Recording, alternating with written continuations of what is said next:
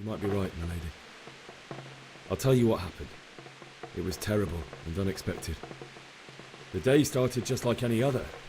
Father sent me into town on some errands. A fellow by the name of Kunesh owed money to Father, who sent me to collect it from him. Only Kunesh had no intention of paying. It got a bit heated, as often happens when there's money involved, but Kunesh still wouldn't cough up the coin. Father was too generous for his own good, letting even a scoundrel like that buy on credit. Oh. When I'd done all the errands, I headed back home. I promised Father I'd help him with his work, and I was looking forward to it. He was forging a sword for Sir Radzig. Father and I always chat in the forge. On that particular day, I asked him if he'd teach me swordsmanship. He said no. He said it's better for a man to keep his head on his shoulders than lose it over some pointless heroism. If only you'd known what fate had in store for us. Oh. But Sigismund's horde was already on the horizon, ready to attack the town. I saw smoke on the horizon from a village Sigismund pillaged on the way to our town, which was soon to meet the same fate. God have mercy.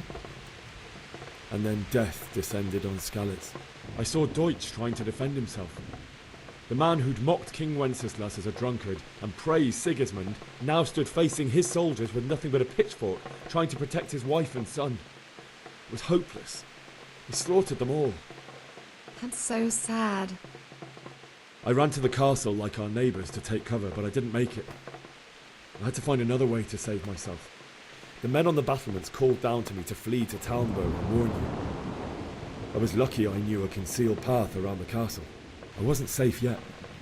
The Cumans were going from house to house below the castle, looting and then torching them. They encircled the castle, and it was clear they could spot me at any moment. May God punish them.